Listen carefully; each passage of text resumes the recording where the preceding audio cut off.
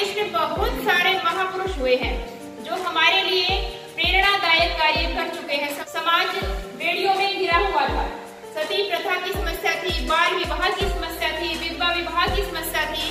तो इन सब के खिलाफ बहुत सारे महापुरुषों के बारे में आज आपको सुनने को मिलेगा। मैंने कुछ बच्चों को जोड़ियों में डिवाइड किया है और बच्चे पेयर में आपके पास में आएंगे। Good afternoon to you all of you.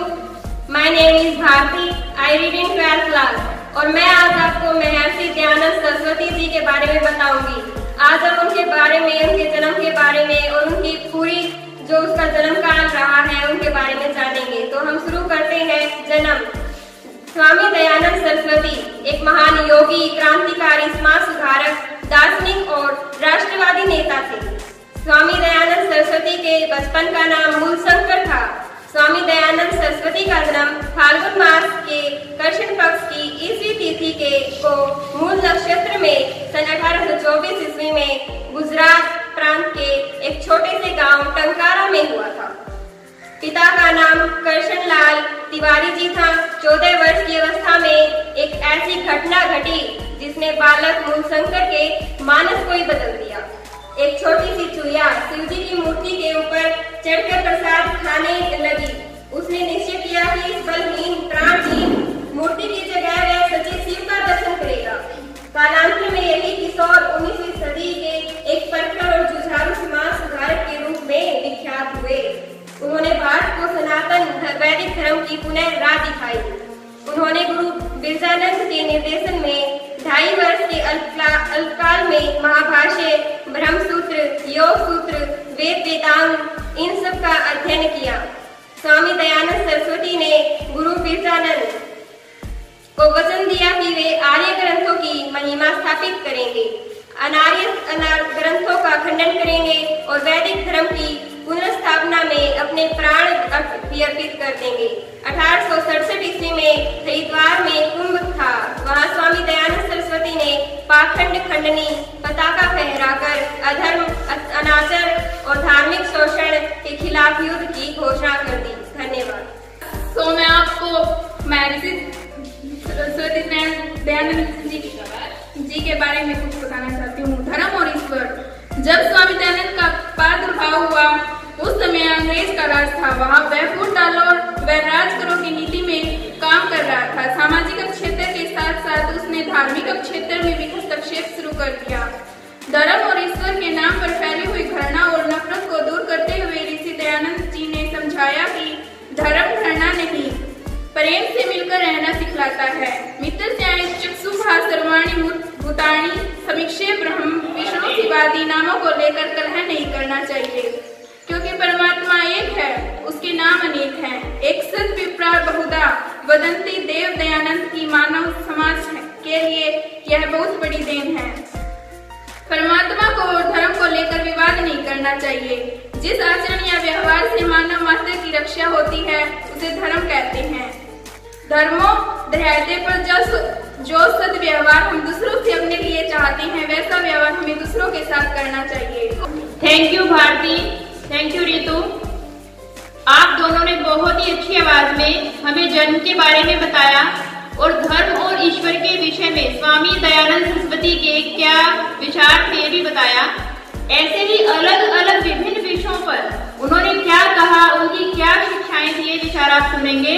और देखिए कुछ प्रश्न इन्हीं में से मैं यहाँ पेज पे नोट करी हूँ। दिखाई दे रहे हैं प्रश्न? तो दिखाई नहीं दे रहे होंगे, फिर ठीक है, ठीक है।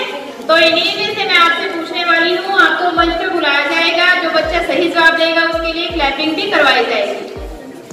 Good morning all of you. My name is Suman, I read in 12th class. मैं आपको क्षत्रिय शिक्षा के बारे में बताना चाहती हूँ। ऋषि के आगमन के पूर्व क्षत्रिय शूद्र और अनादि आगम अर्थात क्षत्रिय और शूद्र पढ़ने के अधिकारी नहीं है, इस तथा कथित श्रुति का प्रचार था। परंतु ऋषि दयानंद ने सत्यार्थ प्रकाश के द्वितीय समोल्लास में घोषणा कर दी कि राजनियम और जाति नियम होना चाहिए कि 5वें अथवा 8वें वर्ष से आगे कोई अपने लड़कों और लड़कियों को घर में न रख सके। पाठशाला में अवश्य भेज देवे, जो न भेजवे दंडनीय हो। मैं ऋषि की इस घोषणा के प्रति उस समय के धार्मिक नेताओं ने कड़ा विरोध प्रकट किया।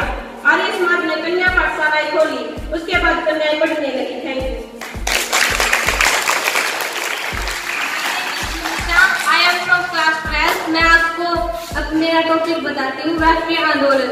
आज पूरा देश आजादी का अमृत महोत्सव मना रहा है। इस अवसर पर महर्षि दयानंद सरस्वती द्वारा राष्ट्रीय आंदोलन में योगदान पर भी विचार करना आवश्यक हो जाता है। उन्होंने अपने अमर ग्रंथ सत्यार्थ प्रकाश के अष्टम समोल्लास में स्पष्ट शब्दों में लिखा था, कोई कितना ही करे परंतु जो स्वदेशीय राज्य होता है वह सर्वोपरि उत्तम होता है।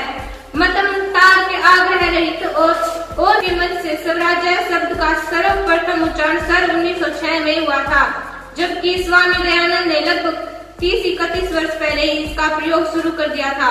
उसके बाद लोकमान्य तिलक ने सन 1916 में जन्म सिद्ध अधिकार होने की घोषणा की थी। Thank you.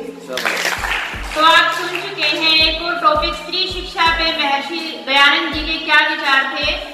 तो उन्होंने ही कन्याओं के लिए पाठशाला फिर से प्रारंभ करवाई। ऐसा नहीं है कि हमारे देश में पहले कन्याओं की शिक्षा नहीं होती थी, लेकिन मुगल काल में ऐसी स्थिति बिगड़ गई थी कि उनके आतंक के कारण भयभीत होकर के माता पिता ने अपनी कन्याओं की शिक्षा बंद करवा दी थी ताकि वो बुरी दृष्टि से बची रहें। उन्होंने कहा महर्षि दयानंद जी ने कि कन्याओं की शिक्षा अवश्य होनी चाहिए। और एक बहुत ही महत्वपूर्ण बात सुमन ने पढ़ी कि उन्होंने कहा कि 5वें और 8वें वर्ष से आगे कोई भी अपने लड़के और लड़कियों को घर में न रखे। और यही नियम, थोड़ा सा एज का चेंज है, 6 से 14 हो गया है, यही नियम आज हम RT में देख रहे हैं। तो देखिए किस जमाने में उनकी क्या सोच थी। आप भी अपनी सोच ऐसी रखिए कि समय की धारा भी उसे कभी काट न सके। कोई ऐसी बातों में अपना समय व्यर्थ मत कीजिए कि जो आज है और कल नहीं होंगी। समाज को कुछ ऐसा देने की कोशिश कीजिए कि आज इतने वर्षों के बाद भी, बल्कि कुछ सदी के बाद भी हम इनको याद कर रहे हैं। आज उनका 198 नंबर वाला जन्मदिन है, नंबर 198, 198। तो इसी राष्ट्रीय आंदोलन की कड़ी में आगे बढ़ते हुए मैं अगली जोड़ी को आमंत्रित कर रही हूँ। Good morning all of you, my name is खुशी, आई रीड इन 12th क्लास। मैं आपको राष्ट्रीय आंदोलन के बारे में बताना चाहती हूँ, परंतु दयानंद सरस्वती के विषय में स्वयं लोकमान्य ने लिखा। ऋषि दयानंद जाज्वल्यमान नक्षत्र थे जो भारतीय आकाश पर अपनी अलौकिक आभा से चमके और गहरी निद्रा में सोए हुए भारत को जागृत किया। स्वराज्य के वे सर्वप्रथम संदेहवाद तथा मानवता के शासक थे। 11 नवंबर 1950 को ऋषि निर्माणोत्सव पर श्रद्धांजलि देते हुए लौह पुरुष सरदार पटेल ने कहा, स्वामी दयानंद जी का सबसे बड़ा योगदान यह है कि उन्होंने देश को किक करते हुए विमुखता के गहरे गड्ढे में गिर जाने से बचाया। उन्होंने भारत की स्वाधीनता की वास्तविकता नींव डाली। महान दार्शनिक डॉक्टर राधाकृष्ण जी ने कहा, महर्षि दयानंद जी ने राजनीतिक धार्मिक कर कितने ही लोग आजादी के महासमर में कूद पड़े, जिनमें स्वामी श्रद्धानंद, लाला लाजपत राय, देवता स्वरूप भाई परमानंद, सरदार अर्जुन सिंह, महात्मा हंसराज, चंद्रशेखर आजाद, शहीद आजम भगत सिंह, राम प्रसाद बिस्मिल, राजगुरु सुखदेव आदि शहीद शामिल थे। राष्ट्रीय आंदोलन के अंदर जब शहीदों का नाम आता है तो हमारी आंखें उनको प्रणाम करने के लिए हमारे हाथ अपने आप जुड़ जाते हैं, क्योंकि उन्हीं की बदौलत आज हम यहाँ बैठे हुए हैं एक स्वतंत्र देश में। तो ऐसे महापुरुष हमारे लिए हमेशा नमन करने के योग्य ही रहेंगे। अब दलितों के उद्धार के लिए स्वामी दयानंद जी ने क्या कदम उठाए उसके बारे में आपको बताने के लिए आ रही है शीनू। तो ध्यान से सुनिए, बाद में प्रश्नावली आपके लिए आने वाली है, तो सतर्क रहिए, सुनिए और अपने दिमाग की प्रेजेंस का परिचय दीजिए। प्रेजेंस ऑफ माइंड कितनी है? My name is Sheenu, I read in 12th class. दलितोद्धार एम्ब्रियादिक वर्ण व्यवस्था ने हिंदू समाज को खोखला कर दिया था। यह वर्ण व्यवस्था जनक पराश्रित हो गई थी। इससे हिंदू कितनी ही जातियों और उपजातियों में विभक्त हो चुके थे। अंतर जातीय भोजन और विवाह प्रतिबंधित हो चुके थे। इस व्यवस्था में दलित वर्ग का स्थान बहुत नीचा बन चुका था। हरिजनों, उस समय प्रचलित शब्द वर्तमान अनुसूचित जाति को सार्वजनिक सुविधाओं से वंचित करा दिया था।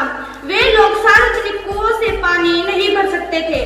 दक्षिण भारत में जो सवर्ण लोग हरिजनों की छाया पड़ने मात्र में मलिन हो जाते थे, ऐसे युग में महर्षि आविर्भाव हुआ। उन्होंने हिंदू मात्र को आर्य का नाम दिया और तथाकथित वर्ण मर्यादा को समाप्त करके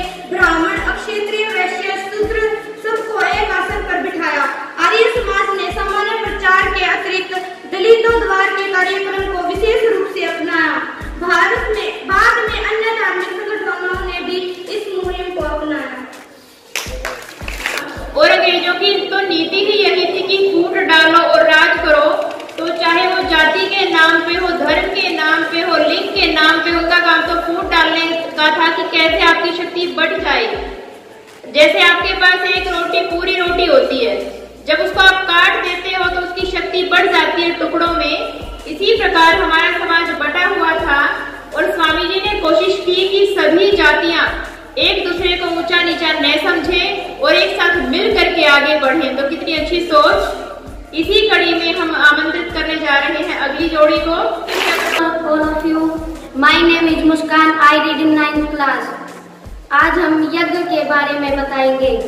हिंदू समाज में यज्ञ की प्रथा आदिकाल से चली आ रही है, परंतु चिरकाल से यह प्रथा मंद पड़ती जा रही है।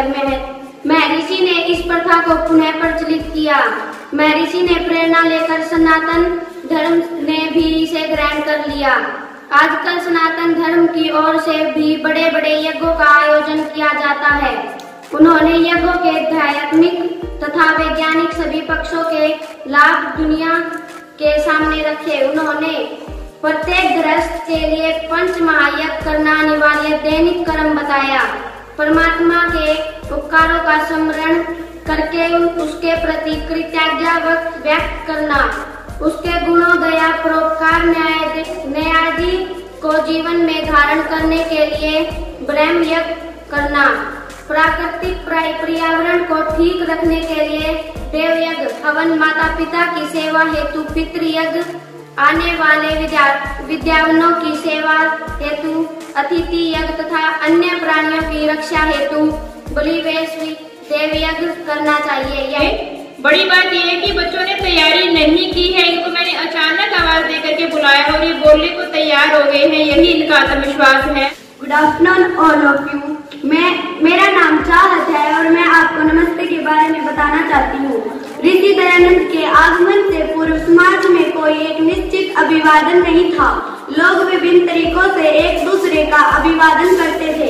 महर्षि ने परस्पर मिलने के समय नमस्ते शब्द का प्रयोग करने का विधान किया। इस शब्द का पहले तो घोर विरोध हुआ, परंतु सने सने इस शब्द का प्रचलन बढ़ता ही चला गया।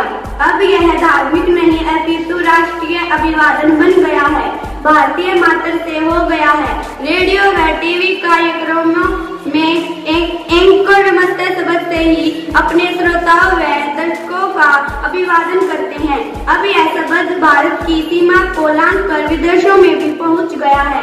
अब विदेशी लोग भारतीयों का अभिवादन नमस्ते शब्द से ही करते हैं। Thank you. कक्षा की छात्रा हूँ। महर्षि ने विवाह संबंधी अनेक समस्याओं पर प्रकाश डाला है और प्रचलित त्रुटियों के निवारण का प्रयत्न किया है। ऋषि के आगमन से पूर्व बाल विवाह व अनमेल विवाह का प्रचलन था। बाल्य बालिकाओं का विवाह बाल्यकाल में ही कर दिया जाता था। इससे जाति दिन प्रतिदिन दुर्बल होती जा रही थी। इसके फलस्वरूप विधवाओं की संख्या में भी अत्यधिक बढ़ोतरी हो रही थी। महर्षि ने लोगों को जागरूक किया, उन्हें इस दिशा में बड़ी सफलता मिली। उस समय विवाह करने के लिए सीमित ही शासन ने जाल अल्पायु के विवाहों को रोकने के लिए 7 विवाह एक्ट पास किया। वहाँ अंतरजातीय विवाहों को वैध घोषित करने के लिए आर्य विवाह एक्ट को भी पास किया।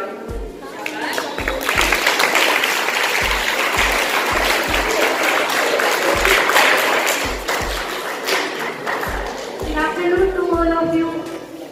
My name is Suman. I read in 12th class. मैं आपको वेदों के बारे में बताना चाहती हूँ। हिंदुओं का मूल धार्मिक ग्रंथ वेद है। वेद सर्वथा प्रमाण है, परंतु हिंदू लोग चिरकाल से वेद को भूलते जा रहे थे। उन्होंने सामान्य ग्रंथों को अपना धर्म ग्रंथ मान लिया था। महर्षि ने अन्य वैदिक शास्त्रों को प्रामाणिक स्वीकार करते हुए भी वेद को ही परम प्रमाण मान लिया था। महर्षि के प्रचार से हमारे सनातन धर्मी भी जागे और वेद को अधिक से अधिक सम्मान देने लगे। महर्षि के प्रचार से हमारे सनातन धर्मी भी जागे और अधिक से अधिक सम्मान देने लगे। महर्षि के प्रभाव से वेदों का पठन पाठन भारत में ही नहीं अपितु विदेशों में भी प्रचलित हुआ। महर्षि ने वेदों के उद्धार के लिए अत्यधिक प्रयत्न किए। महर्षि जी ने नारा दिया कि वेदों की ओर चलिए, ये नारा उन्होंने भारतीयों के अंदर सम्मान को जगाने के लिए दिया था, क्योंकि अंग्रेज ये साबित करना चाहते थे कि भारत का तो कोई इतिहास है ही नहीं, जो कुछ सभ्यता सिखा रहे हैं हम ही सिखा रहे हैं। तो उस समय महर्षि दयानंद जी ने कहा था कि वेदों की ओर चलिए, लेकिन वहीं तक जहां तक वो आज के जमाने में प्रासंगिक भी है, हमारी परंपराओं को दर्शाते भी हैं, और उन्हीं परंपराओं को हमें आगे लेकर के बढ़ना है जो मानवता के हित में है। तो अब मैं आपसे कुछ प्रश्न पूछ लेती हूँ। आपने बहुत ही ध्यान से सुना है। जिस बच्चे को भी प्रश्न का जवाब आता हो वो अपने स्थान पर खड़ा होकर के उस प्रश्न का जवाब दे सकता है। जो बच्चा प्रश्न का पहले जवाब देगा उसे मंच पर बुला करके सम्मानित किया जाएगा तालियों की गड़गड़ाहट से, ठीक है। जो बच्चे पढ़ रहे थे पीडीएफ को वो इसमें भाग नहीं लेंगे, ठीक है, और बच्चे इसमें भाग ले सकते हैं। तो आप बताइए स्वामी जी के बचपन का नाम क्या था? दूसरा प्रश्न, महर्षि दयानंद सरस्वती जी का जन्म किस राज्य में हुआ? खड़े होकर के जो पहले खड़ा होगा। गुजरात। सुप्रीत ने सबसे पहले आंसर कर दिया है। दोनों बच्चे। स्वामी महर्षि दयानंद सरस्वती जी के गुरु का नाम क्या था? गुरु का नाम इसके अंदर ही आया है, अगर आपने ध्यान से सुना है तो। ये लड़के भी बता दो भाई कुछ। ये क्या बताओ? गुरु का नाम क्या था? किसी को नहीं पता। तो फिर पार्टिसिपेंट्स बता दें। आपने स्वयं पढ़ा है। हाँ जी, बिरजानंद। इनके गुरुजी का नाम है बिरजानंद।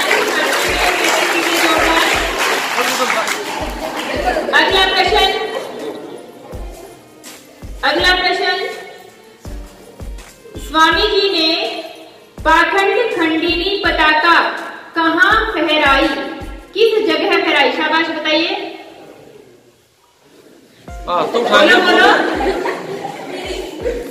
बोलो बेटे शाबाश। पूछ के बताएंगे, बताइए। हरिद्वार। खुशी का बिल्कुल सही जवाब देते हैं।